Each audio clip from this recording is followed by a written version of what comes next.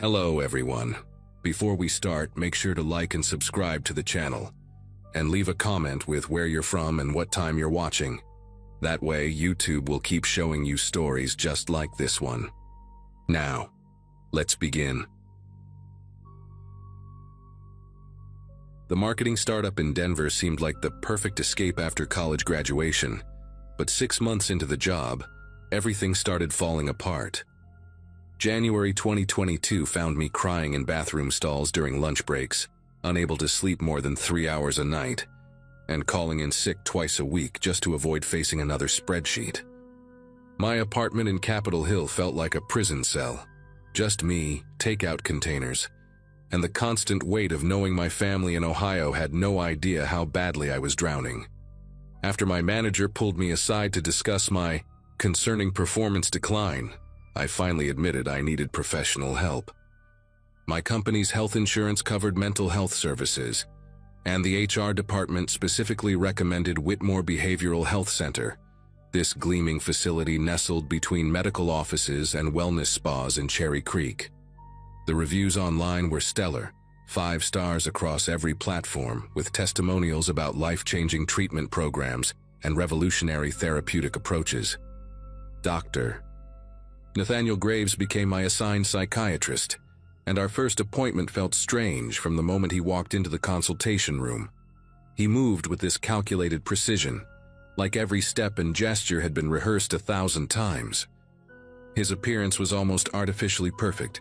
Silver hair that caught the light at exact angles, a white coat that seemed immune to wrinkles, and these pale blue eyes that would lock onto mine without blinking for uncomfortably long stretches. He listened to my symptoms while taking notes on a tablet he kept tilted away from my view, occasionally making these soft humming sounds that weren't quite agreement or disagreement, just acknowledgement that words were being spoken. After exactly 45 minutes, he diagnosed me with adjustment disorder with depressed mood, and immediately recommended their intensive outpatient program, 3 sessions weekly including individual therapy, group meetings, and what he called pioneering mood regulation protocols.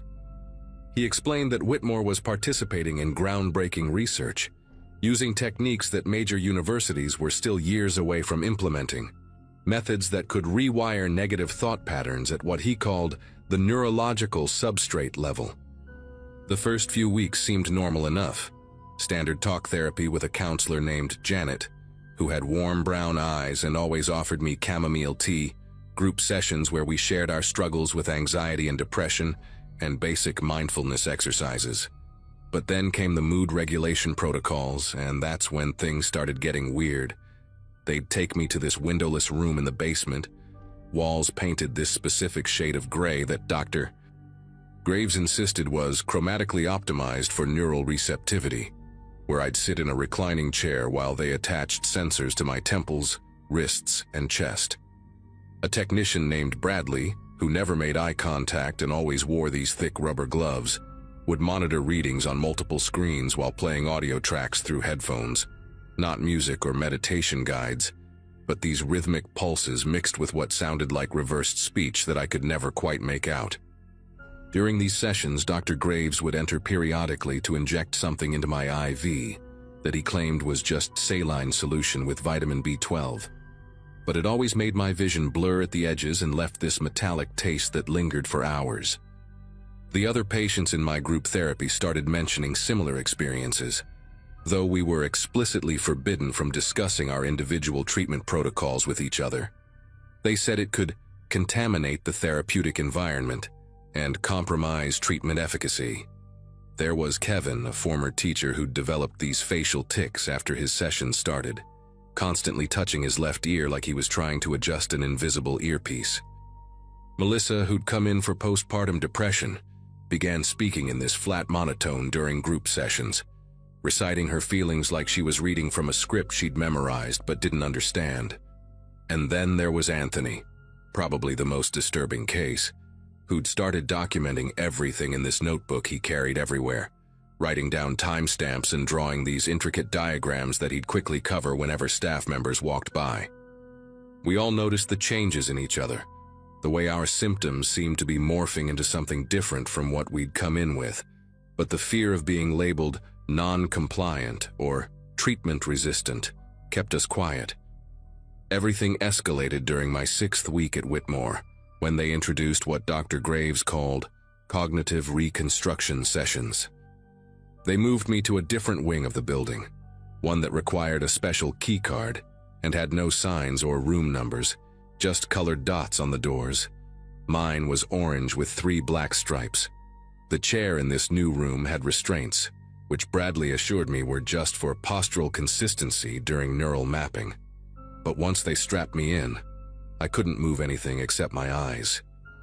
They placed this curved screen inches from my face and began showing me rapid sequences of images. Some were benign, like landscapes or furniture, but others were deeply personal photos I'd never given them.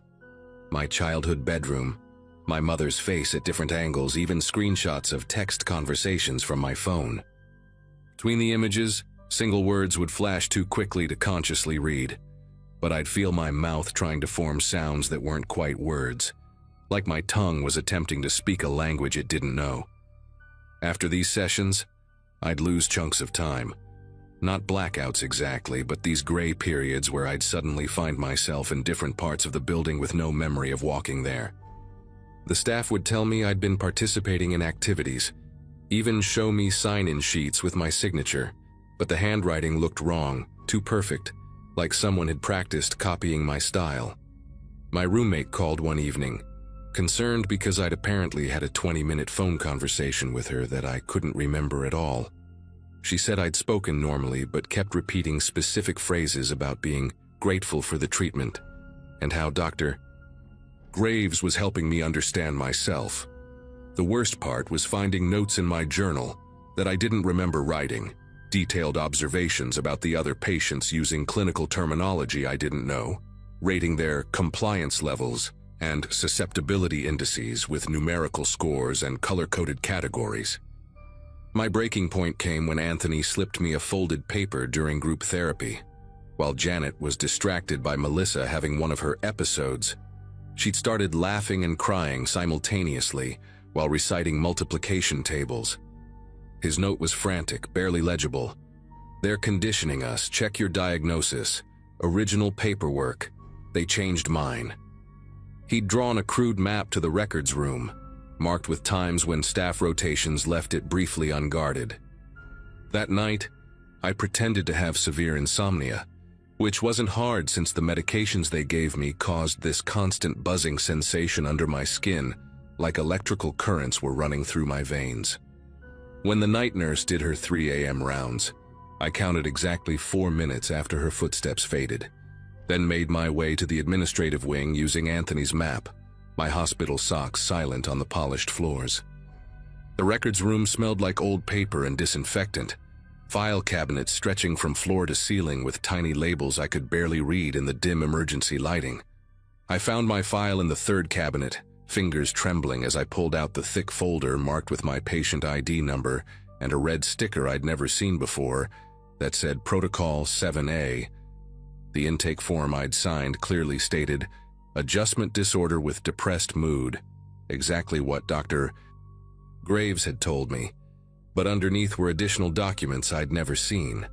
My diagnosis had been amended 3 times without my knowledge, first to severe treatment-resistant depression with psychotic features, then schizoaffective disorder, and finally, dissociative identity disorder with high suggestibility index. Each change was dated after specific treatment sessions, signed by Dr. Mai, Graves and 2 other doctors I'd never met, with attached forms authorizing increasingly invasive procedures. The most recent form, dated just 2 days ago, approved something called Phase 3 neural restructuring and had a box checked for patient consent obtained through therapeutic persuasion. Behind the medical forms, I found something even worse. A research proposal titled Behavioral Modification Through Systematic Diagnostic Escalation, with Whitmore's logo and a pharmaceutical company's name I recognized from the news. Xerogen Corp. Recently investigated for unauthorized drug trials in Eastern Europe. The abstract described using incremental false diagnoses to justify experimental treatments, testing how far patients could be pushed before they either accepted their manufactured conditions or attempted to leave. We were the test subjects, sorted into different protocols based on our initial psychological profiles. My group, Protocol 7A, was designated for maximum cognitive plasticity assessment, essentially seeing how completely they could rewrite our sense of reality. The document included charts showing successful integration rates, where success meant patients who fully accepted their false diagnoses and requested continued treatment even after the study period ended.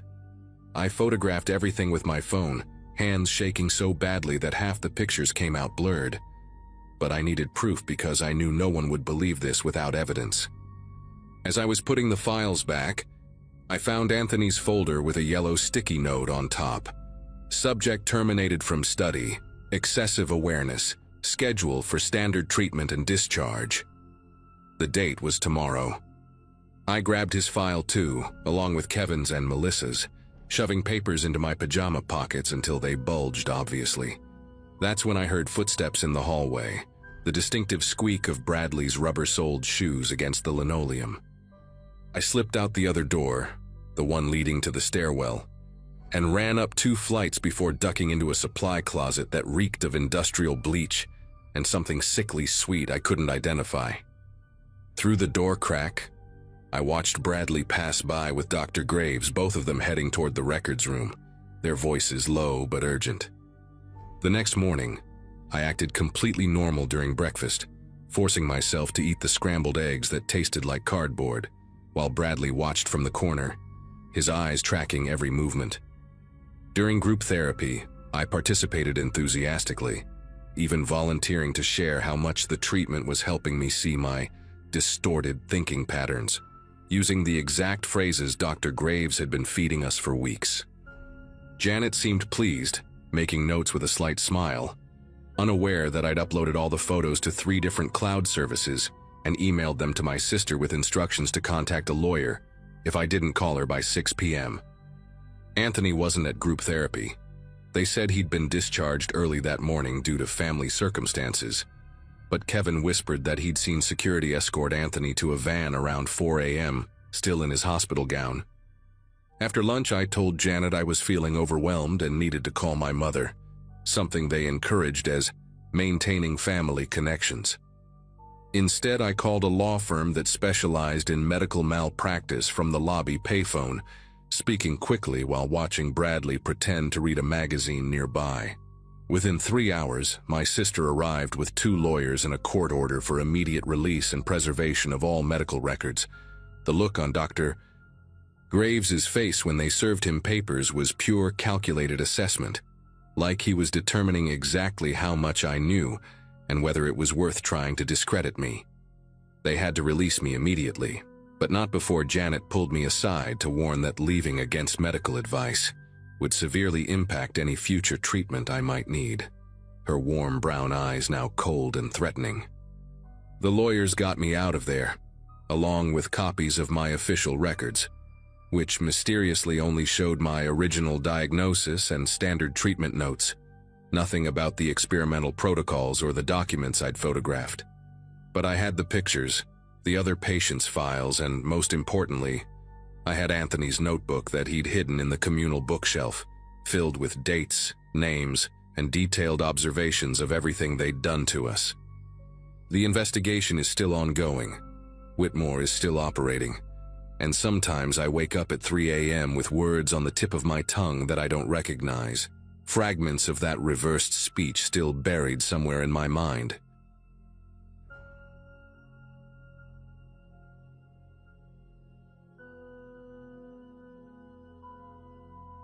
The tremors in my left hand had gotten worse over the past 6 months, bad enough that I couldn't hold a coffee cup some mornings.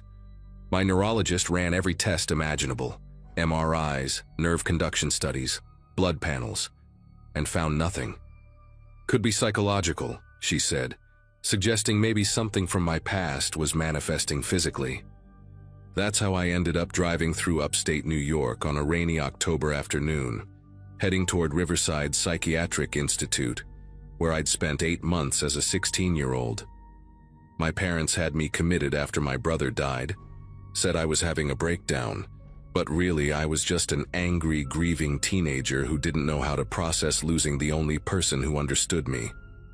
The place had been closed for 5 years, according to Google, but reopened recently as some kind of research facility. Still, they kept old patient records, or so the woman on the phone claimed when I called asking about my files. The building hadn't changed much. Same red brick exterior with those narrow windows covered in wire mesh. Same imposing iron gates that made you feel like a prisoner before you even walked through the doors. The parking lot was nearly empty, just a few cars scattered around like forgotten thoughts. Inside, the lobby had been renovated with modern furniture and fresh white paint, but underneath that new car smell of recent construction, I could detect something else. That institutional cocktail of disinfectant, floor wax, and something medicinal that seemed baked into the walls themselves. The receptionist, a young woman with nervous energy who kept tapping her fingernails on the desk, said Dr. Simmons could see me in 20 minutes. While waiting, I noticed my hand had stopped shaking for the first time in days, like it recognized this place and decided to behave. Dr. Simmons turned out to be a woman in her 50s with prematurely gray hair pulled into a tight bun, and the kind of careful, measured way of speaking that made you wonder what she wasn't saying. She led me through hallways that sparked fragments of memory. The art therapy room where we made clay sculptures that always got thrown away, the cafeteria with its bolted-down tables, the medication window where we lined up like cattle every morning, noon and night. "You were here in 2002, 2003, she said, reading from a tablet as we walked. "Part of the adolescent program under Dr. Harrison's care. Says here you responded well to treatment." I asked what treatment specifically, and she glanced at her screen with this odd expression, like she was reading something that didn't quite make sense. "The notes are sparse, but I can show you your file if you'd like. We're actually in the process of digitizing everything from that era." Her office was in what used to be the isolation wing. I remembered because Jorge got sent there once for 3 days after he refused his medication and tried to flush the pills. The other kids said they could hear him screaming at night, but the staff insisted the rooms were soundproof. Dr. Simmons pulled out a manila folder thick with papers, some yellowed with age, others looking like they'd been photocopied multiple times. As she handed it to me, I noticed several pages had black redaction marks across entire sections. "Patient confidentiality," she explained, but that didn't make sense. It was my own file. The first few pages were standard intake forms, my parents' signatures authorizing treatment, psychiatric evaluations describing me as hostile but manageable. Then I found the medication logs, and my stomach tightened. Alongside the antidepressants I vaguely remembered, there were drug names I'd never heard of. Neurozine 7, Synapticor, something called TX-149 listed only by its code. "What's TX-149?" I asked, pointing to the entry that appeared daily for 3 months straight. "Dirt." Simmons leaned over, adjusting her reading glasses, and I saw her jaw clench slightly. "I'm not familiar with that designation. Probably a trial name for something that's now FDA approved under a different label. This was 20 years ago after all." But her voice had changed, gotten tighter, more formal. She tried to turn the page, but I held it down, scanning the dosage charts. The amounts kept increasing every 2 weeks, and there were handwritten notes in the margins. Subject shows expected neural response and tremor onset week 6 within acceptable parameters. My left hand started shaking again, violent enough that the paper rustled. Dr. Simmons noticed and pulled back slightly. "Mr. Walker, I think perhaps we should—" But I was already flipping through more pages, finding similar notes about other patients.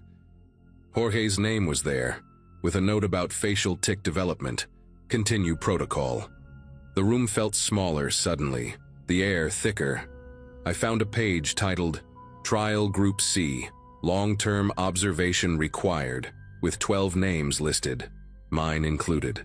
Next to each name were codes I didn't understand and a column marked persistent effects that had been completely blacked out. But whoever did the redacting got sloppy on one page. Held up to the light, I could make out partial words through the marker. Neurological, permanent, class action risk. Dr. Simmons stood up, reaching for the folder. "I need to make some calls," she said, her professional composure cracking. "This shouldn't be. These documents should have been." She stopped herself, but I'd already seen enough. I grabbed the folder tighter, and that's when several loose pages fell out from the back. Pages that looked different, like they'd been hidden there. They were carbon copies of consent forms, but not signed by my parents. The signature line showed Dr. Marion Harrison with a check mark in a box labeled Ward of State, Temporary Guardianship. My mind raced trying to process what this meant. My parents had visiting rights, came every Sunday for the first few months until the staff told them I was becoming too agitated by the visits and needed space to heal. But if Dr. Harrison had claimed temporary guardianship, even for specific medical decisions, they would have needed a court order, some kind of legal justification. Unless... I remembered now how they'd kept us in the adolescent wing for those first 72 hours of evaluation. How they said it was standard procedure.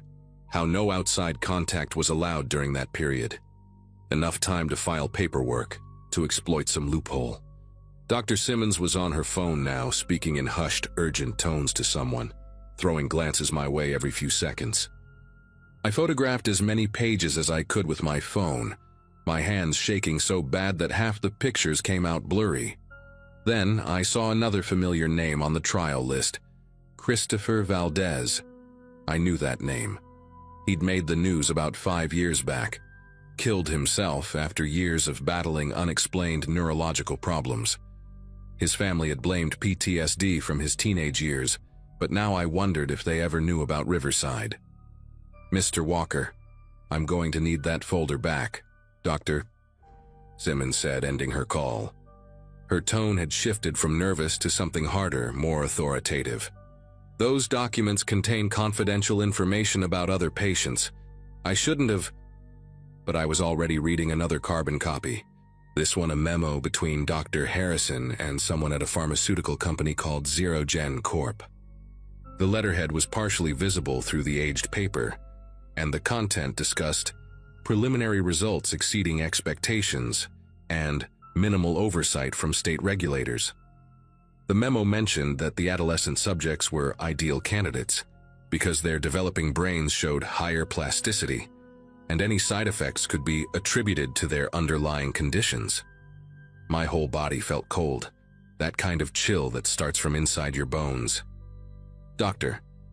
Simmons moved toward me, but I stepped back, clutching the folder. "How many of us were there?" I asked. "In the trials. How many kids did you people experiment on?" She stopped, her face cycling through expressions like she was trying to find the right mask to wear. "Dr. Harrison's research was approved by the board at the time," she said finally, each word carefully measured. "Different era, different standards.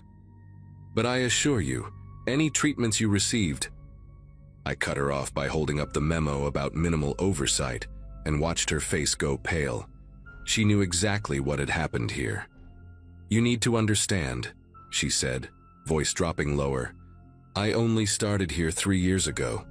When we reopened, we found boxes of these files in the basement, water-damaged, forgotten. I've been trying to piece together. But Harrison destroyed most of the actual research data before he retired. What you're holding might be the only proof left." The tremor in my hand had spread up my arm now, the muscle spasms visible through my shirt. She noticed and added, "There are others. Former patients who've come back over the past year. Same symptoms, same questions. Most of them can't afford lawyers and without complete documentation." She trailed off, but the implication was clear. We were screwed. I thought about calling the police right there. But what would I report? Experimental drug trials from 2 decades ago with half the evidence destroyed, and the main perpetrator probably living comfortably in retirement. Instead, I asked Dr. Simmons for the names of the other former patients who'd come forward. She hesitated, clearly weighing the ethical implications against whatever guilt she was carrying. "I can't give you names," she said finally. But I can tell you there's a support group that meets Wednesday nights at the community center on Oak Street. They call themselves Survivors of Institutional Abuse. You might find who you're looking for there." She paused, then added quietly, "Bring copies of those documents. They've been trying to build a case for years, but nobody had proof of the drug trials." Harrison was careful, but apparently not careful enough. My phone buzzed with a text from my wife asking if I was okay, and I realized I'd been here for 3 hours. Time had done that strange thing it does during trauma, stretching and compressing simultaneously. Before leaving, I made copies of everything using the printer in Dr. Simmons' office while she stood guard at the door, nervous that someone might walk in. "Security cameras were disabled in this wing for maintenance," she muttered, more to herself than to me. "At least that's what I'll say if anyone asks." As the machine hummed and spat out page after page of evidence, she told me something that made my chest tighten. Dr. Harrison died last year, pancreatic cancer. But his research partner, Dr. James Brennan, he's still alive, lives about 2 hours north near Albany. He might know more about what was in those drugs, maybe even have data about long-term effects. She scribbled an address on a post-it note, her handwriting shaky. "He's in his 80s now, mild dementia according to his daughter who called here once looking for information about her father's work. But on his good days..." She let the sentence hang. I took the copies, the post-it, and left that place with my hand trembling worse than ever. But now I understood why. My body had been remembering what my mind had been forced to forget. That was 6 months ago. The support group led to a lawyer who specializes in institutional abuse cases, and we now have 43 former patients documented with similar neurological issues. Dr. Brennan, on one of his lucid days, admitted to keeping detailed records of the trial hidden in his attic. Records that showed Neurozine 7 and TX149 were experimental neuroleptics designed to create permanent changes in brain chemistry to make patients more manageable long-term. The tremors, the tics, the various neurological problems we all developed were listed as acceptable side effects in exchange for behavioral modification success. Xerogen Corp dissolved in 2008 after a series of unrelated lawsuits, but we tracked down 3 former executives through the lawyer. The case is moving forward, slowly but steadily. Some days my hand shakes so bad I can't write my name, and Jorge, yes, I found him, living in Syracuse with that same facial tic, has seizures now. Christopher Valdez's family joined the lawsuit after we showed them the documents. But we're alive, we're fighting, and we finally have proof that we're not crazy, that what happened to us was real. Dr. Simmons still works at Riverside, now helping other former patients access their records. She calls sometimes to check on me, and last week she said something I'll never forget. The real horror isn't what they did to you. It's that they genuinely thought they were helping.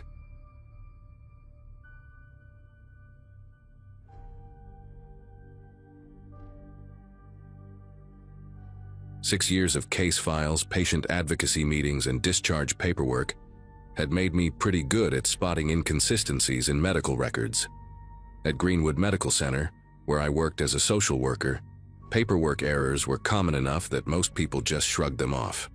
It was March 2023, and I was 34, recently divorced, basically living at the facility because home was just an empty apartment with too much silence. My supervisor used to joke that I knew the patients better than their own doctors did, which was probably true since I spent most of my waking hours reviewing their cases and coordinating their care plans. The facility itself was nothing special, a mid-sized psychiatric and rehabilitation center with about 200 beds, serving mostly Medicare patients and folks on state insurance. That mundane setting makes what I discovered even harder to believe, Mrs. Hoffman changed everything when she showed up at my office on a Wednesday afternoon, her face puffy from crying, and her voice breaking every few words. Her son Daniel had been in our psychiatric wing for 2 months, dealing with severe depression after losing his job and his marriage in the same year. The nursing staff had told her the previous week that Daniel was being transferred to Fairmont Hospital for specialized treatment, something about a new therapy program that would better suit his needs. But when she called Fairmont to check on visiting hours, they had no record of Daniel ever arriving. She'd even driven there herself, spent 3 hours arguing with their admissions desk, watching them search every possible variation of his name and birth date in their system. The way her fingers trembled as she showed me the transfer paperwork made my chest tighten, because deep down, I knew something was seriously wrong. I told Mrs. Hoffman I'd make some calls and get to the bottom of it, assuming initially that this was just a clerical error, or maybe Daniel had been sent to a different facility by mistake. I spent the rest of that afternoon on the phone, calling every psychiatric hospital within a 100-mile radius, even reaching out to general hospitals with psychiatric wards. Each conversation went the same way. No patient by that name, no transfer from Greenwood on that date, no record in their systems at all. By 5 o'clock, I'd contacted 17 different facilities, and my notepad was covered in crossed-out hospital names and phone numbers. The transport company that supposedly handled the transfer, MedTrans Solutions, had a record of picking Daniel up at 3:47 a.m. on a Saturday, with a driver named Carl Brenner signing off on the paperwork. But when I called MedTrans back to get more details, they said Carl had quit 2 days after that transport, left no forwarding information, and his employee file had somehow gotten corrupted in their system. That night, I stayed at the office until almost midnight, pulling transfer records from the past year. What I found made my mouth go dry. Daniel wasn't an isolated case. In the past 8 months, we'd had 14 patients transferred to various facilities during overnight or early morning hours, always on weekends, when administrative staff weren't around. The receiving hospitals were scattered across 3 states, never the same one twice, and when I started making verification calls the next morning, not a single facility had any record of these patients arriving. The transfer orders all looked legitimate, signed by Dr. Reynolds or Dr. Patel, both respected psychiatrists who'd been with Greenwood for over a decade. But when I checked the duty rosters, neither doctor had been on call during most of these transfers. Someone was forging signatures, and they were good at it. I only noticed because Dr. Patel always drew a tiny circle instead of a dot over her lowercase i's, and these signatures had regular dots. I decided to cross-reference our transfer records with missing persons reports in the surrounding counties, which meant spending my lunch breaks at the public library because their computers had access to databases I couldn't reach from work. The librarian, Mrs. Garner, started recognizing me after the 3rd day, always offering me the same corner computer where nobody could see my screen. It took me 2 weeks of searching, but I found something that made me physically ill. 3 of our transferred patients had been reported missing by their families, but the reports had been filed weeks after the supposed transfers. The families had been told their loved ones had been moved to long-term care facilities that required limited contact during the adjustment period. One family had even received typed letters, supposedly from their daughter, saying she was doing better and asking them not to visit yet. The handwriting expert they'd hired said the signature looked authentic, but something about the language felt wrong to them, too formal, missing the little phrases their daughter always used. My biggest mistake was taking this information to my supervisor, Howard Finch, a man I'd trusted for 6 years who'd always supported my advocacy for patients.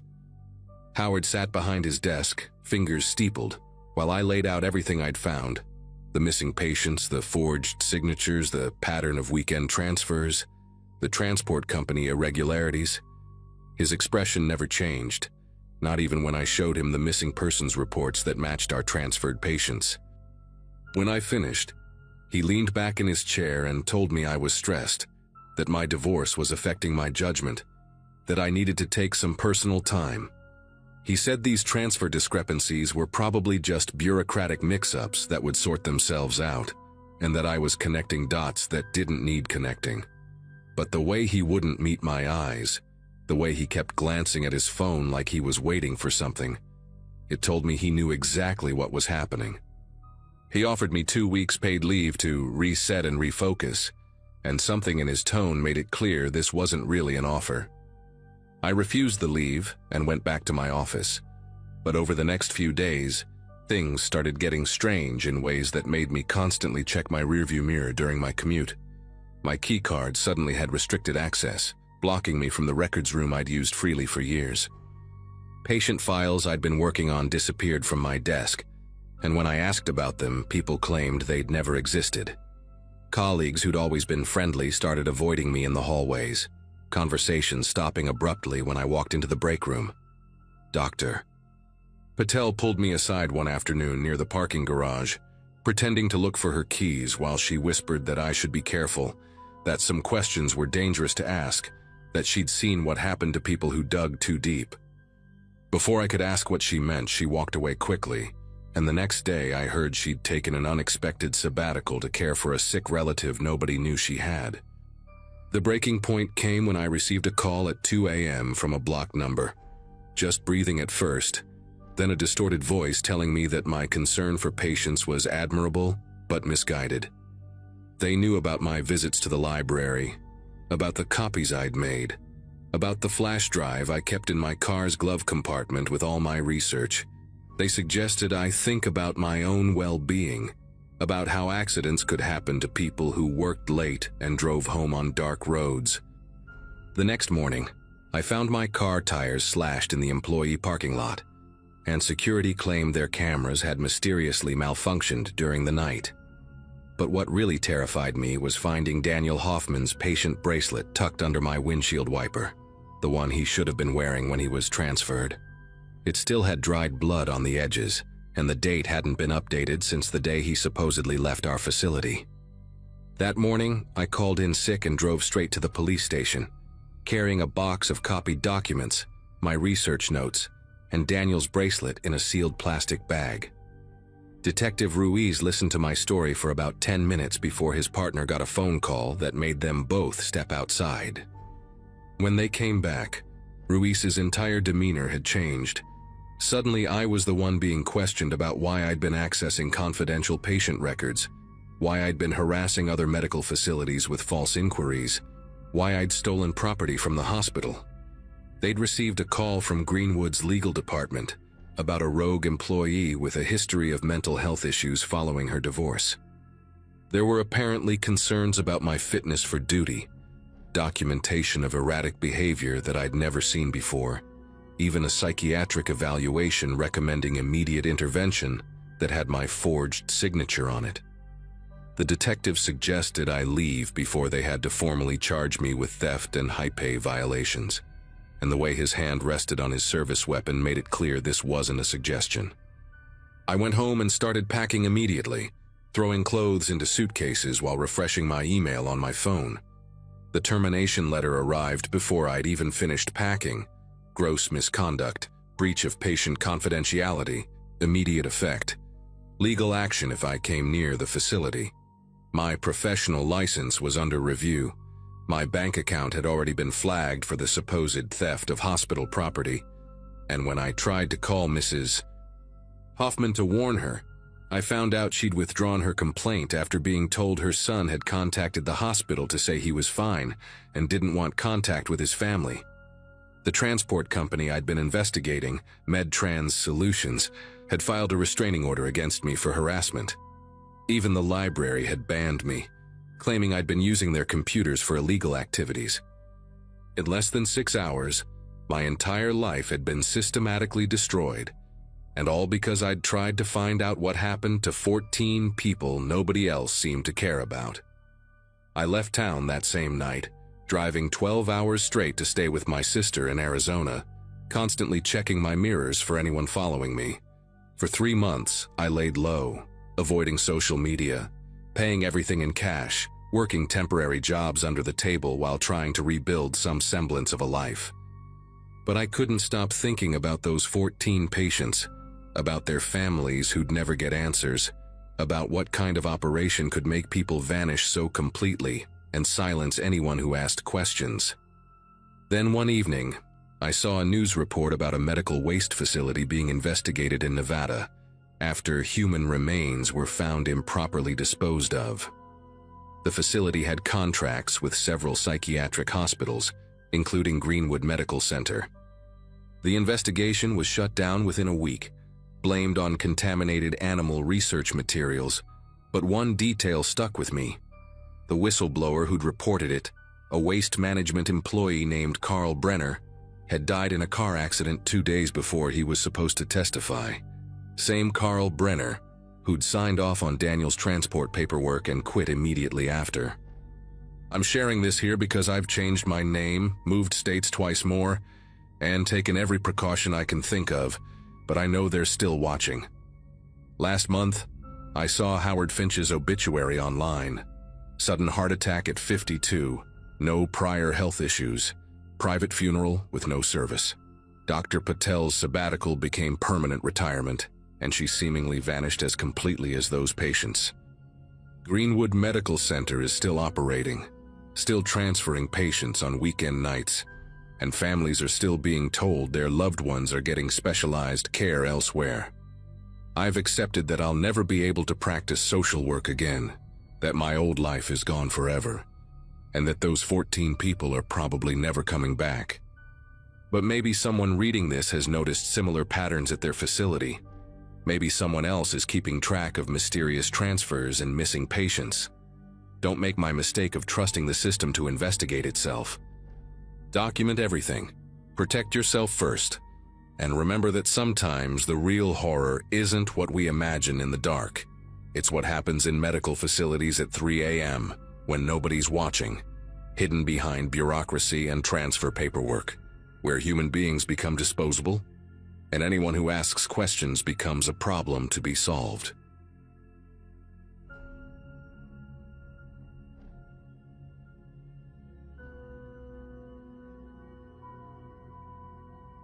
I started working as an orderly at Riverside General Hospital in the spring of 2016, right after my divorce was finalized. The job wasn't glamorous, but it paid decent money and came with benefits I desperately needed. Most days I cleaned rooms, transported patients, and helped with whatever the nurses needed. The hospital itself was old, built sometime in the 1950s with that institutional yellow brick exterior and narrow windows that barely let in any light. After 6 months on the job, I thought I knew every corner of that place, the shortcuts through the old cardiac wing, which vending machines still worked, where to catch a quick nap between shifts. But that Wednesday in November changed everything when my supervisor, a stocky guy named Frank, asked me to help check some ventilation systems in the basement. The basement always gave me an uneasy feeling, but that day something was different. Frank led me past the usual storage areas and the laundry facilities, down a corridor I'd never noticed before. The fluorescent lights flickered overhead, casting strange shadows that danced along the walls. We walked for what seemed like 10 minutes through a maze of hallways, each turn taking us deeper into the building's foundation. The air grew thicker, mustier, and I noticed the usual hospital sounds. The beeping machines, the intercoms, the constant foot traffic had completely faded away. Frank stopped at a heavy metal door marked only with B7 in fading paint. When he pushed it open, the hinges groaned like they hadn't moved in decades. What I saw behind that door made me stop dead in my tracks. The walls were covered floor to ceiling with thick gray padding, the kind you'd see in a recording studio, and every door in that hallway had rubber seals around the edges. Frank must have noticed my confusion because he quickly mumbled something about old psychiatric treatment rooms from the 70s. He said they used to do specialized therapy down here, whatever that meant, but assured me the wing had been abandoned for at least 15 years. The way he avoided eye contact when he said it made my gut twist. We were supposed to check the ventilation system, make sure no mold was growing in the old ducts, but I couldn't focus on the task. Every room we entered had the same setup: padded walls, reinforced doors with small windows at eye level, and ventilation grates that had been welded shut. In one room, I noticed scratch marks on the padding near the floor, deep gouges that had torn through multiple layers. Frank pretended not to see them, just kept checking items off his clipboard and talking about basketball scores. That night, I couldn't stop thinking about that hallway. During my graveyard shift, around 2 a.m. when the hospital was at its quietest, I decided to go back down there alone. I told myself I was being ridiculous, that Frank's explanation made perfect sense, but something kept nagging at me. I grabbed a flashlight from the supply closet and made my way back through those winding basement corridors. The further I went, the more the temperature seemed to drop, and I could see my breath forming small clouds in the beam of my flashlight. When I finally reached the B7 door again, I stood there for a full minute just listening. At first, there was nothing but the distant hum of the building's machinery. Then I heard it. A rhythmic tapping, barely audible through all that soundproofing. 3 quick taps, then a pause, then 3 more, like someone knocking on a door asking to be let out. I pressed my ear against the cold metal door, trying to pinpoint where the sound was coming from. The tapping continued, sometimes stronger, sometimes weaker, but always in that same pattern. I tried the door handle, but it was locked, and my maintenance keys didn't work on it. That's when I noticed something else. Fresh scratches around the lock mechanism, like someone had recently tried to pick it. The dust on the floor had been disturbed too, showing multiple sets of footprints leading to and from the door. For a place that supposedly hadn't been used in 15 years, there was an awful lot of recent activity. I took photos with my phone, making sure to capture the scratches and the footprint patterns. The tapping suddenly stopped, and in the silence that followed, I could swear I heard breathing on the other side of the door, slow, deliberate breaths that fogged up the small window from the inside. The next day, I went straight to the head of maintenance, a woman named Gloria who'd been at the hospital for 30 years. I showed her the photos and told her about the sounds. Her face went pale, and she immediately closed her office door before speaking. She told me that in 2014, just 2 years before I started, there had been an incident in that wing.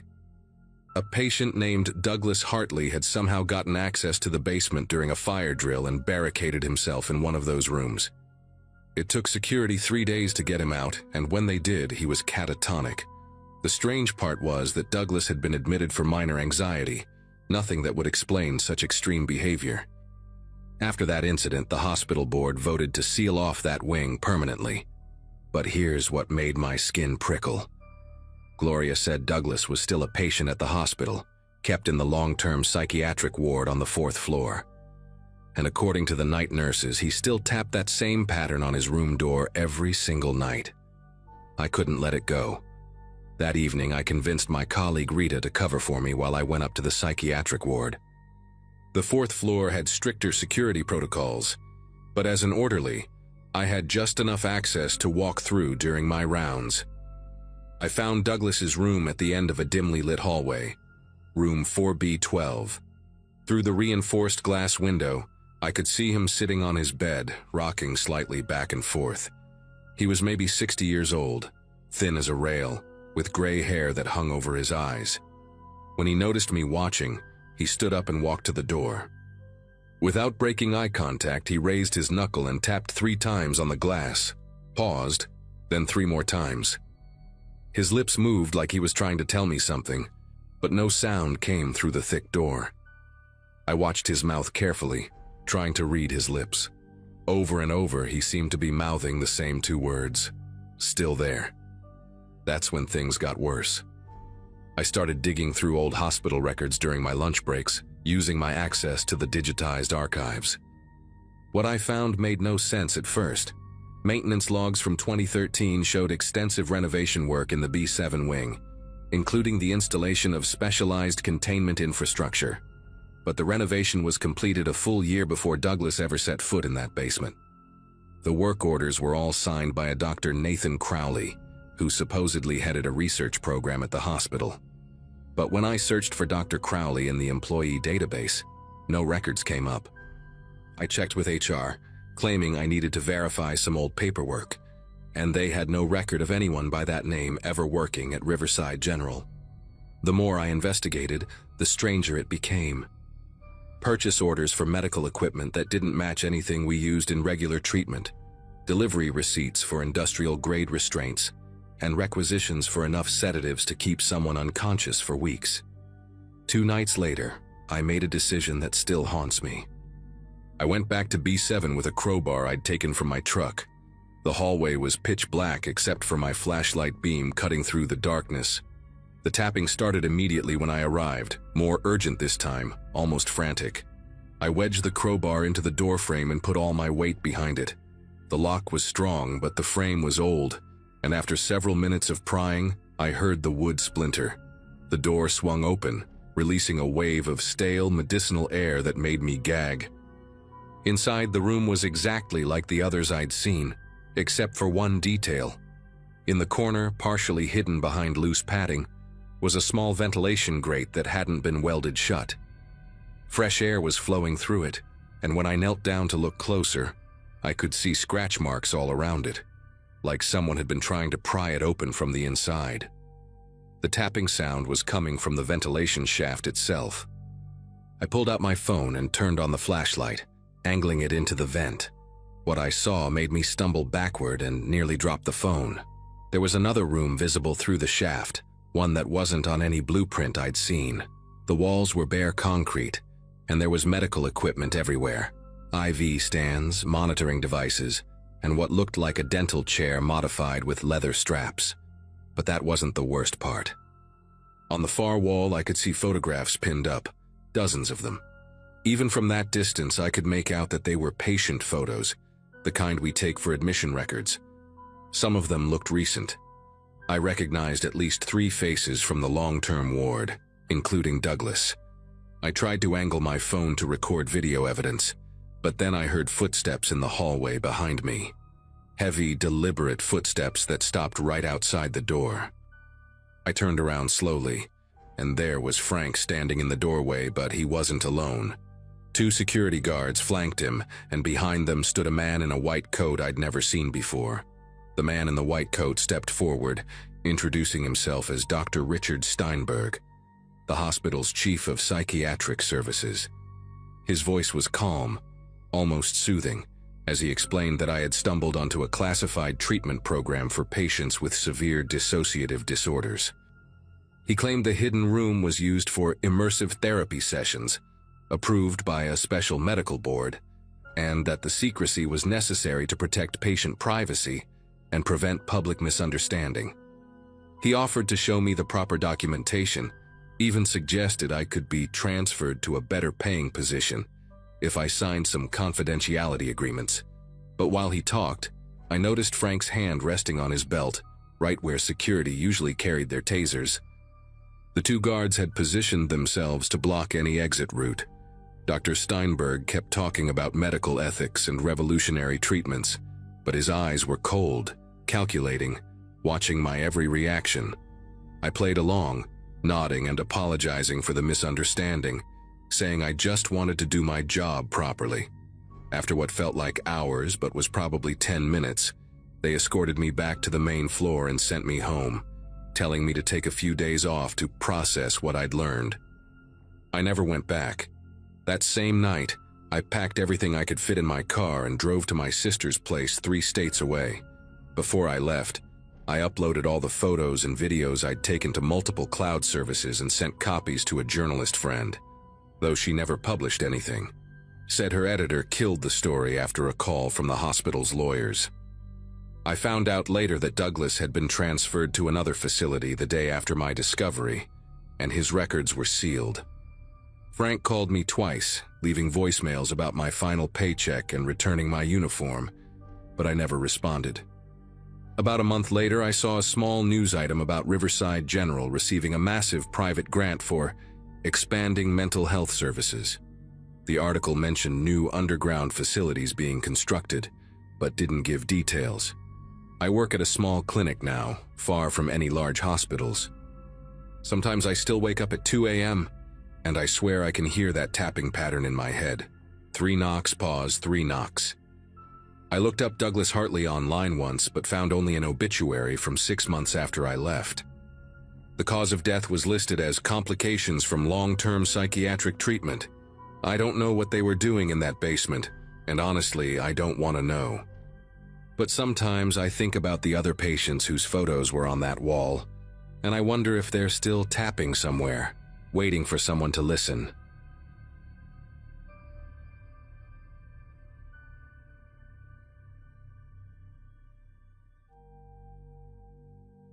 Working nights at Millbrook Psychiatric Facility seemed like easy money when they first hired me. 28 years old, fresh certification in hand, student loans crushing my bank account. That night shift differential looked pretty sweet on paper. Amy, my girlfriend at the time, kept joking about me losing my mind working graveyard at a mental institution, but honestly, most shifts were boring as hell. Unit 7 housed long-term residents, people who'd been cycling through the same medications and routines for years. Severe schizophrenia cases, treatment-resistant bipolar, chronic depression, heavy diagnoses that required round-the-clock monitoring. My job consisted mainly of medication rounds, documenting patient behaviors, checking vitals, making sure nobody hurt themselves or others during those long, quiet hours between midnight and dawn. Strange how a building full of troubled minds could feel so peaceful at 3 a.m. Just the hum of fluorescent lights and the occasional murmur from behind a closed door. You get used to the rhythm of it, the way certain patients pace at specific times, which rooms stay silent, which ones you'll hear crying softly when they think nobody's listening. Wednesday night in August changed everything. Humid as hell outside, the AC struggling to keep up, making the whole ward feel sticky and oppressive. Dorothy Caldwell, room 714, had been with us for almost 4 years. 67 years old, sweet lady when her meds were balanced right. Used to teach elementary school before her depression got too severe to function. That night at 3:15 a.m., her room alarm started shrieking. That specific pitch that means medical emergency, not just a fall or panic attack. Found her gasping for air, skin going gray, pupils pinned to tiny dots. Classic signs of medication overdose, except Dorothy had been stable on the same cocktail for 3 straight years. We managed to stabilize her, got her transferred to the medical wing, but when I went to check the medication administration record, something was wrong. The 9:47 p.m. dose was signed KB, initials that meant absolutely nothing to me. Every nurse, every tech, every float staff member who worked our unit, I knew them all. Nobody had those initials. Bethany, our charge nurse, barely glanced at the log when I brought it to her attention. Just mumbled something about staff from other units helping out. Told me to focus on my remaining patients. 2 nights later, it happened again. Gerald Foster, room 709. A 44-year-old man with severe bipolar disorder who'd been stable for 18 months. Found him during my 2 a.m. rounds, convulsing in his bed, foam around his mouth, his roommate screaming for help. Same symptoms as Dorothy. Respiratory depression, pinpoint pupils, all the hallmarks of an antipsychotic overdose. Gerald was a big guy, worked construction before his illness took over. Always talked about getting back to building houses once he got out. Seeing him like that, helpless and choking on his own saliva, it hit different. While the medical team worked on him, I went straight to the medication logs. There it was again. Evening dose at 10:22 p.m. signed RJ. Nobody on our staff had those initials either. I started keeping my own notes in a pocket notebook, writing down every detail. The medication room had a keypad lock that logged every entry, so I checked those records against the MAR signatures. According to the keypad log, nobody had accessed the medication room between 8 p.m. and midnight on either night. How could someone administer medications without entering the room where they were stored? My shift partner, a guy named Aaron who'd been working psych wards for 12 years, noticed me getting obsessed with the paperwork. He pulled me aside near the nurses' station, kept his voice low, told me stories about Millbrook that made my skin prickle. Apparently, medication discrepancies had been happening for years, always at night, always with different initials that belonged to nobody. Staff who asked too many questions got transferred to different units, or their contracts suddenly weren't renewed. Aaron said he learned early on to keep his head down, do his job, not dig too deep into things that didn't add up. But I couldn't let it go, especially when I realized the overdoses followed a pattern. Always patients who were close to being discharged or stepped down to lower security units. Dorothy had been approved for assisted living placement the week before her overdose. Gerald's psychiatrist had just recommended transitioning him to outpatient care. These weren't random incidents. Someone was deliberately keeping these patients from leaving, and they were using enough medication to cause serious harm without killing them outright. Against Aaron's advice, I started documenting everything with my phone. Screenshots of the medication logs, photos of the keypad entry records, even pictures of the actual medication bottles in the dispensary. On my nights off, I'd spread everything out on my kitchen table, trying to make sense of the patterns. Amy thought I was losing it, said I was starting to act like the paranoid patients at work. But the evidence was right there. In the past 6 months alone, 14 patients had suffered unexplained overdoses, all during night shifts, all with mystery initials on their MARs. What really got to me was finding the insurance billing records left open on a computer one night. Millbrook was billing for full doses of medications that were supposedly being administered by these phantom nurses. If patients were getting overdosed, that meant someone was giving them extra medication beyond what was being officially dispensed. Where were these extra doses coming from? The pharmacy inventory matched the official MAR records perfectly, every pill accounted for on paper. Monday night, almost 2 weeks after Dorothy's incident, I decided to watch the medication room myself. Positioned myself where I could see the door but still look like I was doing paperwork at the nurse's station. Around 10:15 p.m., Bethany, our charge nurse, walked past me heading toward the patient rooms, carrying her usual medication tray. Nothing unusual, except she wasn't scheduled for medication rounds. That was supposed to be handled by the floor nurse, Jennifer. 20 minutes later, I heard a code blue from room 706. Mrs.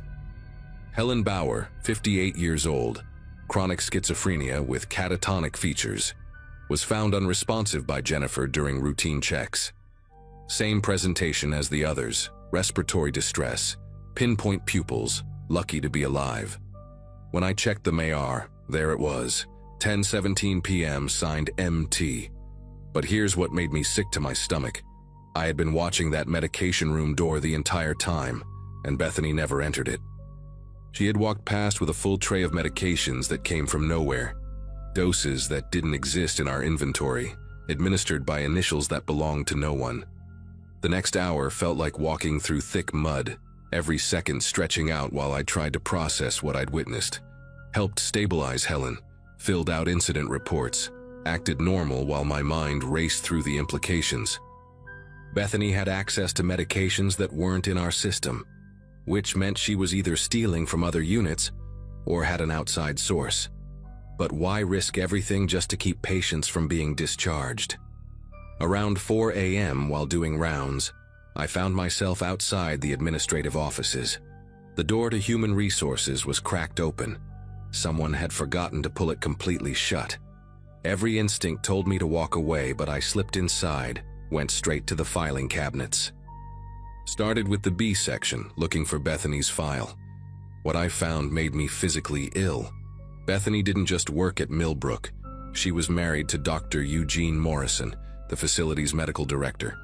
Their last name difference had kept it hidden from casual observation. But that wasn't the worst part. In a folder marked Budget Reviews, I found spreadsheets showing that Unit 7 was scheduled for closure if occupancy dropped below 85% for 3 consecutive months. We'd been hovering right at that threshold, and every time we dipped below, another mysterious overdose would occur, keeping the patient from discharge. Millbrook was a private facility that relied heavily on state contracts for long-term psychiatric care. Each occupied bed brought in roughly $400 per day from insurance and state funding. Keeping just 5 extra patients meant $60,000 per month in revenue. The math was right there in black and white.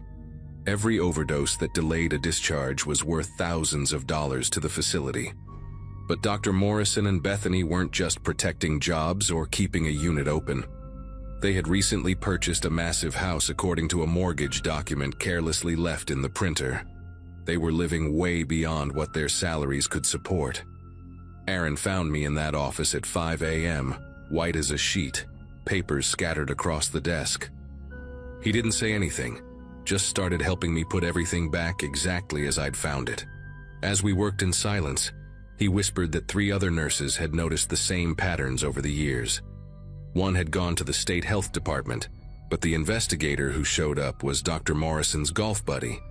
Another tried contacting the media, but Millbrook's lawyers shut it down with threats of lawsuits for violating patient privacy.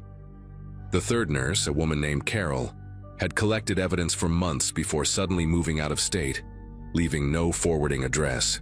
That morning, I went home and told Amy everything. She wanted me to quit immediately, pack up and leave town just like Carol had done.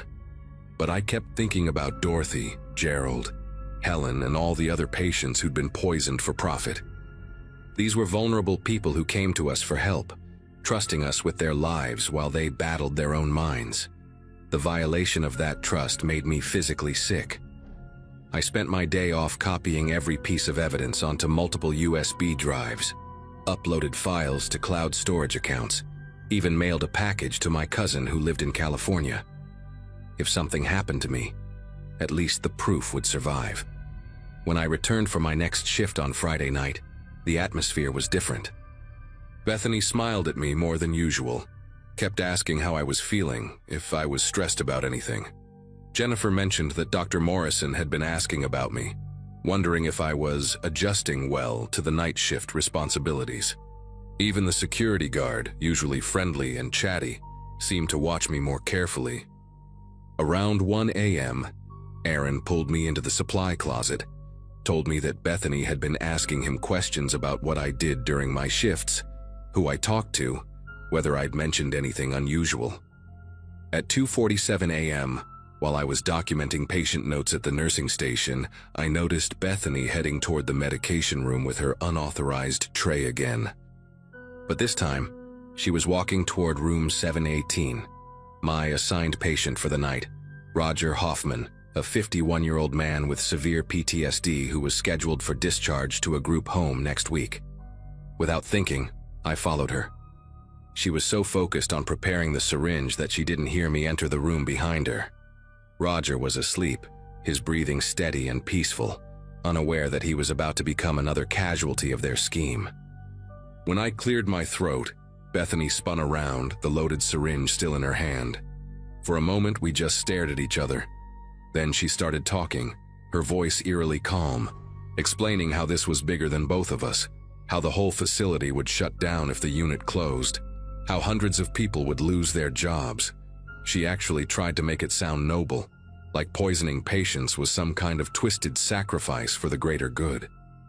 I told her I had already documented everything, that copies were in safe places, and if anything happened to me or any other patient, it would all go public. The syringe in her hand trembled slightly, and for the first time since I'd known her, Bethany looked genuinely scared. She set it down on the bedside table, her shoulders sagging like all the air had been let out of her. Then she said something that chilled me more than anything else that night, that I had no idea how many people were involved, how many families depended on Millbrook staying profitable. She named names, the head of security, 2 psychiatrists, 3 day shift nurses, even someone at the state inspection office. They all knew, all benefited somehow, whether through direct payments or just job security. She asked me what I thought would happen if I went public. Did I really think anyone would believe a rookie tech over respected medical professionals? Did I know how easy it would be to discredit me, maybe even frame me for the overdoses? But I had one advantage she didn't know about. Earlier that week, I'd reached out to a journalist from the state's largest newspaper, a woman named Grace Novak who specialized in healthcare fraud. She was already investigating similar patterns at 2 other private psychiatric facilities. My evidence was exactly what she needed to blow the whole thing wide open. Grace published the story 5 days later, complete with documentation I'd provided, and statements from 2 former employees who came forward after seeing the initial report. The FBI raided Millbrook that same morning, seizing records and arresting Dr. Morrison, Bethany, and 4 others. The facility lost its state contracts within a month and shut down completely by September. 43 patients had suffered overdoses over 3 years, all to maintain occupancy rates and profit margins. Some recovered fully, Others had permanent organ damage from the repeated poisonings. Dorothy Caldwell testified at the trial, her hands still shaking from the neurological damage, but her voice steady as she described waking up unable to breathe. Dr. Morrison got 15 years, Bethany got 12, and the others received lesser sentences in exchange for cooperation. I left psychiatric nursing after that. Couldn't trust myself to care for vulnerable patients without constantly questioning everyone's motives. Now I work in medical equipment sales, boring as hell, but nobody's life depends on me. Sometimes I wake up at 3:15 a.m., that exact time when I found Dorothy struggling to breathe, and I wonder how many other facilities are running the same scheme. How many patients are being kept sick for profit? How many staff members are keeping quiet out of fear or complicity?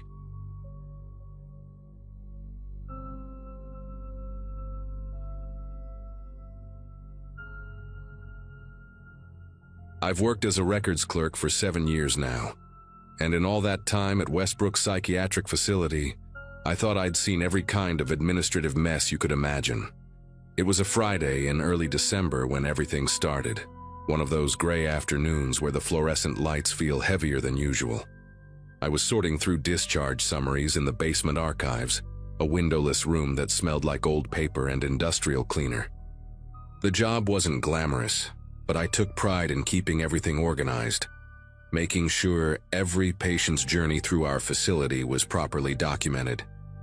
That afternoon, I was updating our digital database with paper files from emergency admissions, routine work I could do with my eyes closed. My supervisor, Mrs. Thompson, had asked me to focus on clearing the backlog from the previous month before the state inspection in 2 weeks. I remember drinking my third cup of coffee, the bitter taste mixing with the dust from the old files, completely unaware that I was about to stumble onto something that would change everything about how I saw my workplace. The first irregularity appeared when I was entering data for a patient named Brandon Sawyer, a 28-year-old man admitted on a 72-hour psychiatric hold after a severe manic episode. His intake paperwork was thorough, detailed notes from the attending psychiatrist, medication logs, observation reports from the nurses for the first 48 hours. But then, nothing. No discharge summary, no transfer papers, no against medical advice form. Absolutely nothing to indicate how or when he left our facility. The file just stopped mid-treatment, like someone had torn out the last chapter of a book. I figured it was a clerical error. Maybe someone forgot to file the discharge papers, which happens more often than we'd like to admit. I made a note to follow up with the ward secretary and moved on to the next file. But then I found another one just like it. A woman named Lisa Garrett admitted for acute psychosis, detailed records for 3 days, then nothing, then another, and another. By the time I'd gone through 50 files, I'd found 7 patients with the same pattern: emergency admission, a few days of detailed documentation, then complete radio silence. What really caught my attention was the signature on all 7 intake forms: Dr. Martin Holloway, our senior administrator. Now, Holloway wasn't just any administrator. He was basically untouchable, been with the hospital for 23 years, golf buddies with the board members, the kind of guy who wore expensive suits and always smelled like cologne that probably cost more than my weekly paycheck. He had this peculiar habit of clicking his pen exactly 3 times before signing any document, and his signature was this elaborate cursive that looked like it belonged on the Declaration of Independence. Finding his name on all 7 files made me pause because senior administrators rarely handle direct admissions. That's usually left to the attending physicians. I pulled up our internal directory and cross-referenced the admission dates. All 7 patients came in during night shifts, specifically between 11 p.m. and 3 a.m., when the hospital operated with skeleton staff. The timing wasn't necessarily suspicious on its own. Emergency psychiatric holds often come in during odd hours. But it was another connection that made me lean back in my creaky office chair and stare at the ceiling tiles. I decided to check the ward assignment logs to see where these patients had been housed during their stay. Our facility has 4 main units: Unit A for voluntary admissions, Unit B for acute care, Unit C for long-term residents, and Unit D, which was technically our overflow unit but rarely used because of budget constraints. All 7 missing patients had been assigned to Unit D, specifically to rooms 401 through 407, a section of the building that I knew had been closed for renovations 6 months ago. The renovation story never quite added up because I'd processed the work orders myself, and they were all for minor repairs, replacing ceiling tiles, fixing a broken window latch, nothing that would require closing an entire wing for half a year. I grabbed my access badge and decided to take a walk during my lunch break, telling myself I was just stretching my legs, but really I wanted to see Unit D for myself. The hallway leading to it was dimmer than the rest of the hospital. Half the fluorescent bulbs either broken or removed, and there was this persistent dripping sound coming from somewhere behind the walls, probably a pipe that needed fixing. When I reached the doors to Unit D, they were locked with a digital keypad that I didn't have the code for, but through the small window, I could see lights on inside, shadows moving across the far wall like someone was walking around in there. That afternoon, I went back to my desk and did something I probably shouldn't have. I accessed the billing system with my credentials to see if those 7 patients were still being charged for their stay. The hospital's billing software was ancient, running on some program from the early 2000s that looked like it belonged in a museum, but it kept meticulous records of every single charge, down to individual aspirin tablets. Brandon Sawyer's account showed active daily charges for room and board, medications, even therapy sessions that, according to his medical file, never happened. Lisa Garrett's insurance was being billed $3,200 per day for intensive psychiatric care, and the charges were current as in processed yesterday. My mouth went dry as I checked the others. All 7 accounts were active, accumulating charges, some for over 3 weeks now. The system showed them as current patients in Unit D, receiving round-the-clock care, meals, medications, the whole package. But according to their medical files, they'd all stopped existing after day 3 of their admission. I printed everything, my old printer groaning and squeaking as it spit out page after page of billing records, the evidence piling up on my desk like a paper mountain of impossibilities. I needed to talk to someone, but I had to be careful about who I trusted. There was Donna from Human Resources. She'd been at the hospital almost as long as me, and had this way of knowing everyone's business without seeming like a gossip. I found her in the cafeteria during the dinner break, sitting alone at a corner table, picking at a sad-looking Caesar salad. When I sat down across from her, she looked up with those sharp brown eyes that seemed to read your mind before you even spoke. I asked her, casual as I could manage, if she knew anything about Unit D still being operational. She put down her fork, leaned in close enough that I could smell her lavender hand lotion, and told me something that made every hair on my arm stand up. 2 weeks ago, she'd processed paperwork for 3 new nurses, all hired specifically for Unit D night shifts, all with out-of-state licenses, all with references that when she tried to verify them, led to disconnected phone numbers. But Holloway had personally vouched for them, said they were specialists in some new treatment program the hospital was piloting. She'd found it odd that there was no announcement about any new program, no staff meetings, no training sessions, nothing in the hospital newsletter that usually couldn't shut up about every minor achievement or initiative. That night, I couldn't stop thinking about those patients, wondering where they really were, what was happening to them. I stayed late at the office, pretending to work on the backlog, but really I was digging deeper into the system. I found something in the pharmacy logs that turned my stomach into a knot of anxiety. Unit D had been ordering massive quantities of sedatives, specifically midazolam and propofol, drugs typically used for surgical procedures, not psychiatric treatment. The amounts were staggering, enough to keep dozens of people unconscious for extended periods. The orders were all signed off by Dr. Holloway and fulfilled by a pharmacy supplier I'd never seen in our system before, somewhere called MedLink Distributors. When I searched for MedLink online, I found a bare-bones website with a single page, no employee information, no history, just a contact form and a warehouse address in an industrial district 40 miles away. The domain had been registered just 2 months ago, right around the time the first of those 7 patients had been admitted. I also discovered that our regular pharmacy supplier had noted several inquiries about why their orders had decreased significantly, concerns that had been dismissed by administrative emails bearing Holloway's digital signature. I knew I was getting into dangerous territory, but I couldn't let it go. The next day was Saturday, and the hospital would be running on weekend staff, meaning fewer people around to notice me snooping. I came in early, around 6 a.m., using my overtime excuse that Mrs.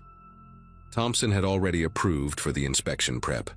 The main building was eerily quiet, just the hum of ventilation systems and distant footsteps of the night shift finishing their rounds. I made my way to the administrative wing where Holloway's office was located, my heartbeat pounding in my ears with each step. His office door was locked, naturally, but I remembered that the janitor's closet next door shared a ventilation grate with his office. I'd heard his phone conversations plenty of times while grabbing cleaning supplies. Inside the closet, between bottles of industrial bleach and floor wax, I pressed my ear against the metal grate.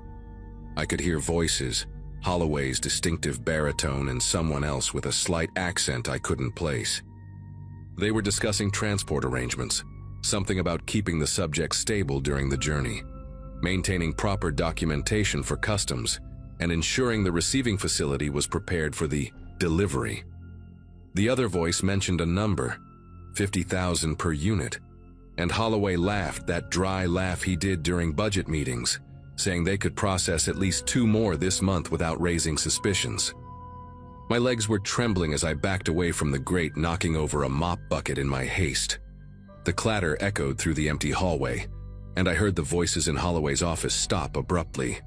I grabbed a mop, my heart racing so fast I thought it might burst, pretending to clean the floor just as his office door opened. Holloway stepped out with another man I'd never seen before, tall, thin, wearing an expensive-looking gray suit with a red pocket square, his face angular and forgettable except for his eyes, which were this unsettling pale blue, almost white. They both looked at me, and Holloway's expression shifted through several emotions. Surprise, suspicion, then that practiced administrative smile he wore like armor. He asked what I was doing there so early, and I managed to stammer something about the state inspection, about Mrs. Thompson wanting everything spotless. The other man whispered something in what sounded like Russian or Ukrainian, and Holloway nodded, told me to carry on, but his eyes lingered on me a beat too long before they walked toward the elevator. I mopped that same spot for 5 minutes, my arms moving on autopilot while my brain tried to process what I'd heard. 50,000 per unit. They were talking about the patients like cargo, like products to be shipped and sold. I abandoned any pretense of cleaning and headed straight back to Unit D, this time taking the long way through the old wing where they stored discontinued medical equipment. There was a connecting corridor there, mostly forgotten, that led to the back entrance of Unit D. I'd seen it on the old blueprints when we digitized them years ago. The door was locked, but it was one of those ancient mechanical locks, not electronic, and the frame was so warped from age that I could see into the hallway beyond. What I saw made me bite my tongue to keep from gasping. There were gurneys lined up against the wall, at least 6 of them, each with a patient strapped down, IVs running into their arms, their faces slack and unconscious.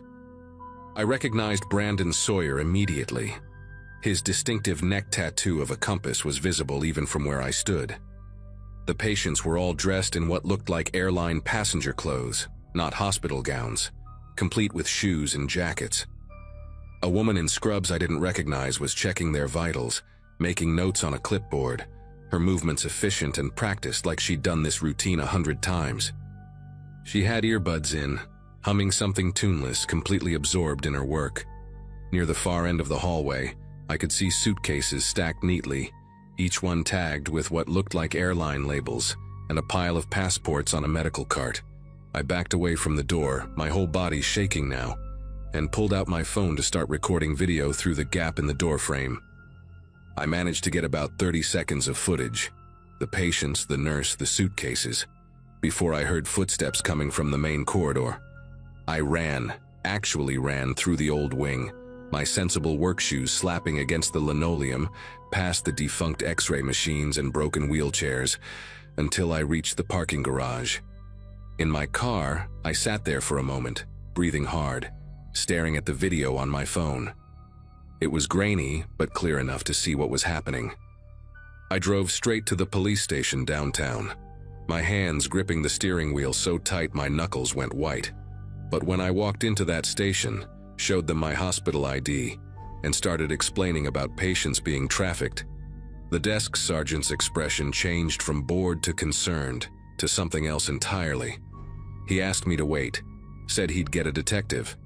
But instead, 2 uniformed officers appeared and told me I needed to come with them for questioning. They put me in a small room that smelled like old coffee and disappointment, and I waited there for 2 hours before someone finally came in. Not a detective, but Holloway himself, accompanied by the hospital's legal counsel, and a woman who introduced herself as being from the state health department. They had a different story ready, all official documents and medical terminology.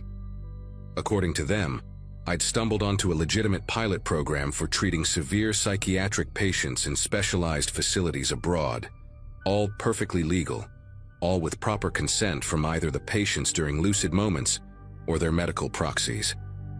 The woman from the state showed me paperwork with official seals, signatures, approval stamps that looked absolutely real. Holloway explained, in that condescending tone he used during staff meetings, that the secrecy was necessary to protect patient privacy and prevent interference from misguided advocacy groups. The patients I'd seen were being prepared for medical transport to a cutting-edge treatment center in Romania, where experimental therapies not yet approved in the US could offer them hope for recovery. The $50,000 I'd overheard? That was the treatment cost, covered by a special grant from an international mental health foundation. They had an answer for everything, every single thing, papers to prove it all. The hospital's lawyer, a stern woman with steel gray hair pulled back so tight it looked painful, informed me that I'd violated numerous HIPAA regulations, accessed systems beyond my authorization level, and recorded patients without consent. I could face criminal charges, lose my job, my pension, everything, unless I signed a document acknowledging my misunderstanding and agreeing to confidentiality about the whole matter. They gave me 24 hours to decide. I went home that night knowing I couldn't fight this alone, not against Holloway, the hospital administration, and apparently even the state health department. But I also couldn't let those patients disappear into whatever was really waiting for them in Romania, or wherever they were actually being sent. I made copies of everything, the billing records, the pharmacy logs, the video, and uploaded them to 3 different cloud services, then mailed USB drives to my sister in Oregon and my cousin in Florida with instructions not to open them unless something happened to me. The next morning, Sunday, I did something I'd never imagined doing.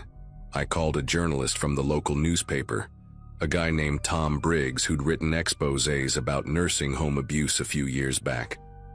We met at a diner outside town, one of those places with cracked vinyl booths and coffee that tasted like it had been brewing since the Reagan administration.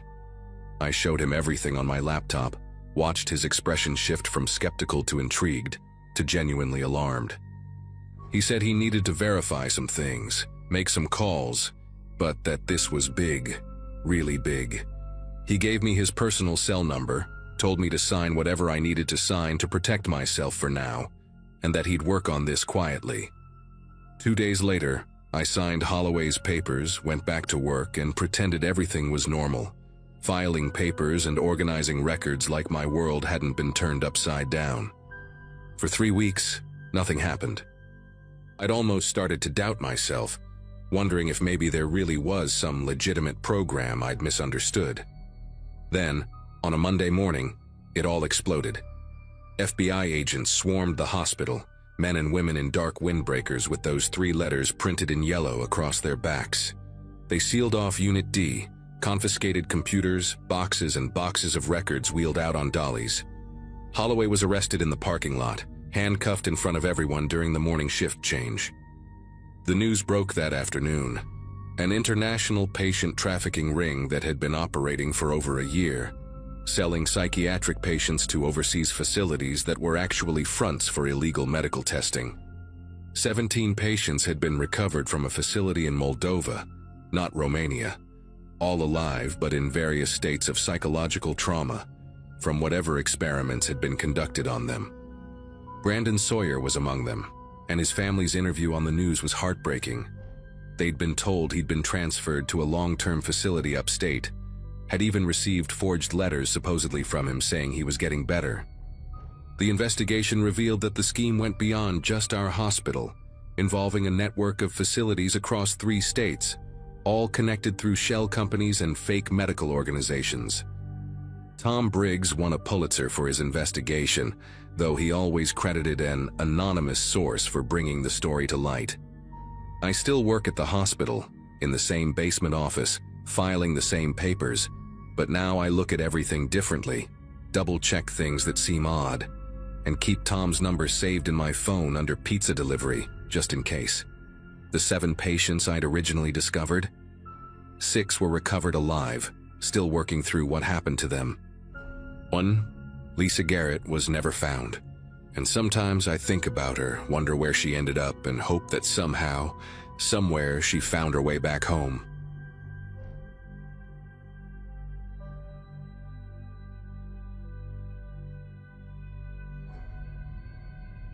Night shifts at psychiatric wards teach you things nursing school never could. At age 24, fresh out of college with loans crushing my bank account, the job at Clearwater Medical Center in suburban Illinois seemed like a blessing. 6 months into working the psych wing, things had become routine. Medication rounds, patient checks, documentation. The December cold seeped through the old building's windows that year, 2018, making the hallways feel even more sterile than usual. My supervisor Barbara wore these thick glasses that made her eyes look enormous, like she could see straight through your excuses for being 5 minutes late. She'd just promoted me to lead nurse for the night shift, which meant an extra $2 an hour and twice the responsibility.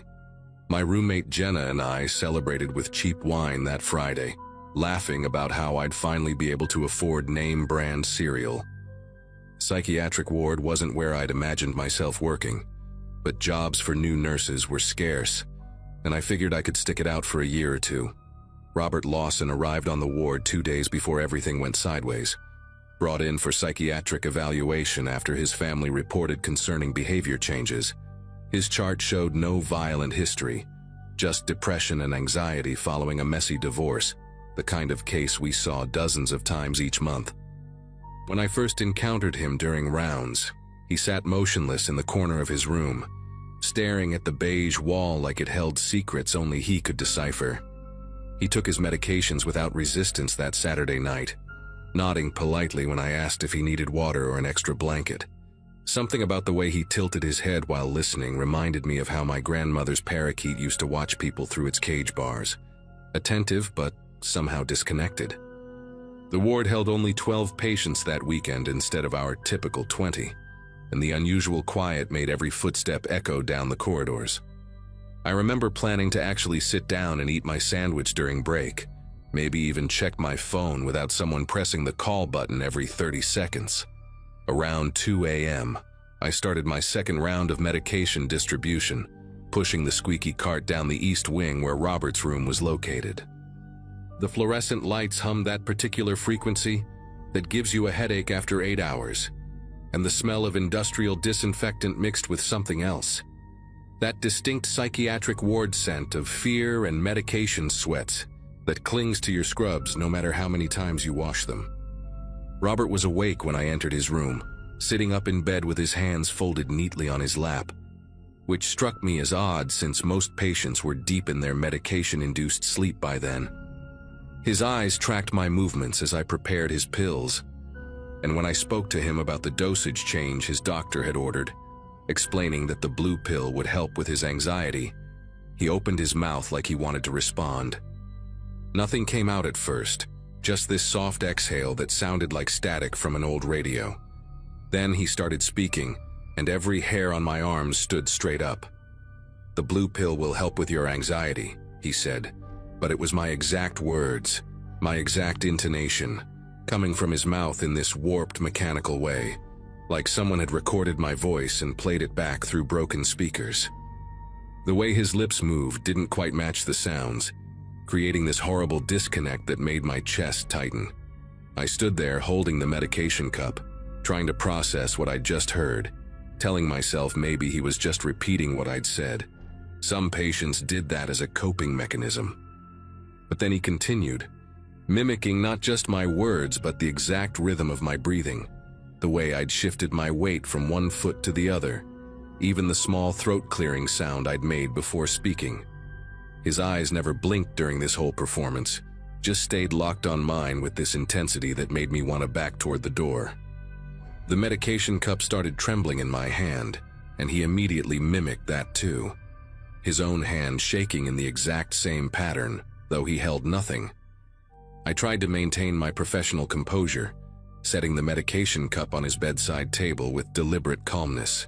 "Mr. Lawson, I need you to take your medication now," I said, using my firm nurse voice that usually worked with difficult patients. He tilted his head at that impossible angle again, further than seemed comfortable for a human neck.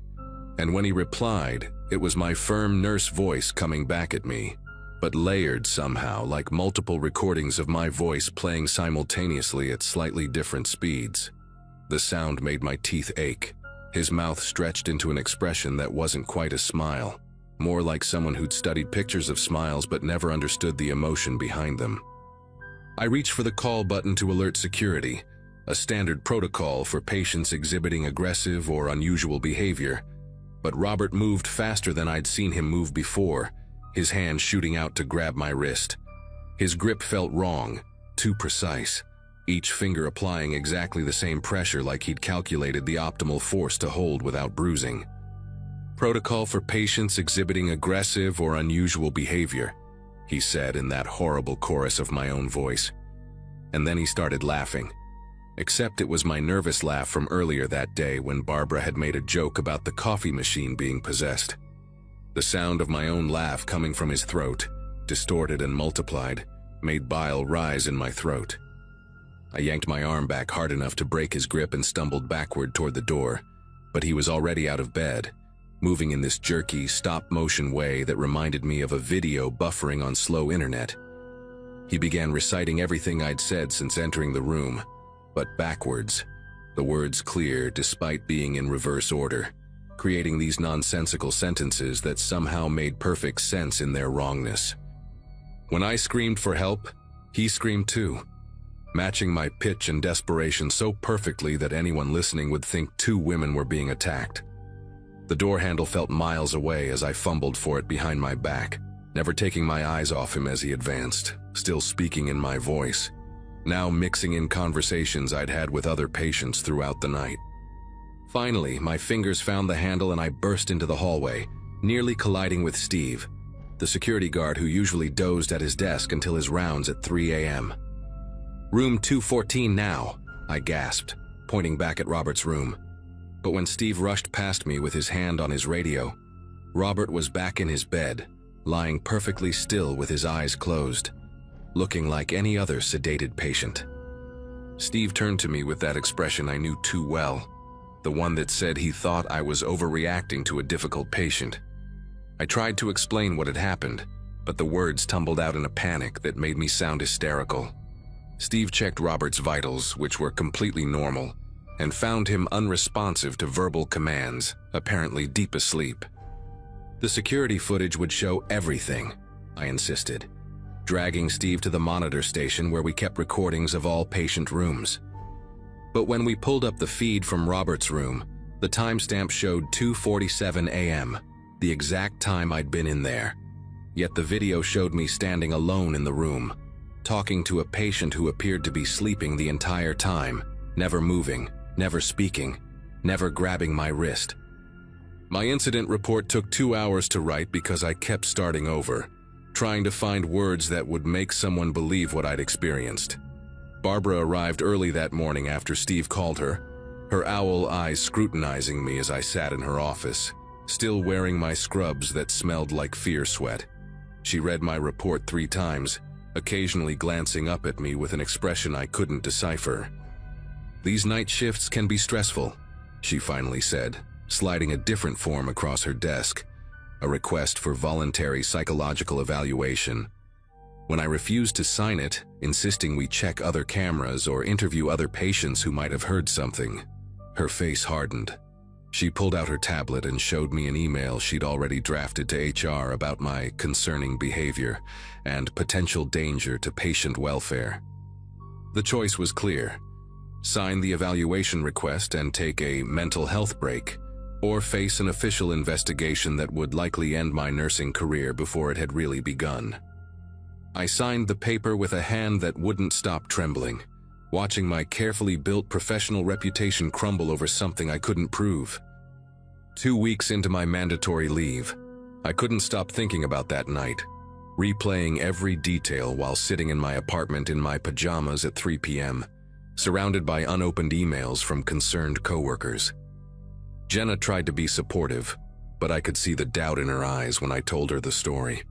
The way she'd change the subject or suggest maybe I really did need the rest. I started researching Robert Lawson obsessively, finding his social media profiles, his ex-wife's blog about their divorce, anything that might explain what had happened. Then I discovered something that made me slam my laptop shut. A post from his ex-wife dated 3 months before his admission, describing how he'd started mimicking her voice during arguments, repeating her words in what she called that demon voice, until she'd locked herself in the bathroom terrified. She'd tried to get a restraining order, but the judge dismissed it as marital disputes, especially since Robert's lawyer provided recordings that proved it was just her voice on the audio, no evidence of him speaking at all. She wrote about how the police thought she was having a breakdown, how her own family suggested she seek help for stress-related delusions. I drove to Clearwater against Barbara's explicit orders to stay away during my leave, parking across the street at 2 a.m., watching the windows of the psychiatric ward from my car. Robert had been discharged a week after the incident, his evaluation determining he was stable and posed no threat to himself or others. But I knew he'd be back. They always came back. 3 nights I sat there, drinking cold coffee and fighting sleep, until I saw him walking through the main entrance, not as a patient this time, but wearing civilian clothes, carrying a clipboard like he belonged there. My phone battery was at 12% when I started recording, zooming in as much as the camera would allow. He walked through the security doors using an ID badge, not forcing entry, not sneaking, just badging in like any employee. Through the windows, I could see him moving down the hallway toward the psychiatric ward. That same jerky, stuttering walk I remembered. I called 911, told them there was an intruder at Clearwater Medical Center, possibly dangerous. But when they transferred me to Clearwater's security, Steve answered, his tired voice assuring me that no unauthorized persons were in the building, that all staff members were accounted for, that perhaps I should rest and take care of myself. The video I'd recorded on my phone showed nothing but empty windows and dark hallways when I reviewed it later, though I knew what I'd seen. I sent it to Jenna anyway, desperate for someone to see something, anything that would prove I wasn't losing my mind. She called me back immediately, but not about the video. She'd just gotten off her shift at the restaurant and had run into Stephanie, another nurse from Clearwater's psychiatric ward. Stephanie had quit 3 days ago, no notice, just cleared out her locker and left. When Jenna asked why, Stephanie had gone pale and changed the subject, but mentioned something about patients not being who they seem, and how the administration was covering things up. I tried calling Stephanie 17 times that night, left voicemails that probably sounded unhinged, begging her to call me back, to tell me what she knew. She never responded, and when I drove to her apartment the next morning, her roommate said she'd moved back to Michigan to live with her parents. Had seemed scared of something but wouldn't say what. The roommate looked at me standing there in my unwashed hair and wrinkled clothes, probably seeing exactly what everyone else saw, a burnt-out healthcare worker having a breakdown. I never went back to Clearwater, never formally resigned, just stopped answering their calls until the letters started arriving. first requesting my return, then warning about job abandonment, finally confirming my termination. I work at a veterinary clinic now, cleaning kennels and feeding animals that don't speak, don't mimic, don't make me question reality. Sometimes I still check the news for stories about Clearwater Medical Center, searching for reports of attacks or strange incidents, but there's never anything. Robert Lawson has no digital footprint anymore. His social media deleted, his ex-wife's blog gone, like he never existed except in my memories and nightmares. I found one thing, though, buried in a medical journal archive from 1987, a brief mention of a study at Clearwater about patients exhibiting elaborate mimicry behaviors that was shut down after ethical concerns, with all records sealed. The head researcher was a Dr. Morrison who died in 2001, but his assistant was listed as B. Crawford. Barbara's maiden name was Crawford. I stopped searching after that, stopped trying to make sense of it. Some doors once opened are better left alone, and some truths are too heavy to carry. But I know what happened that night was real as the scar on my wrist where Robert grabbed me, a scar that appeared 3 days after the incident, shaped like fingerprints, though the video showed no one ever touched me at all.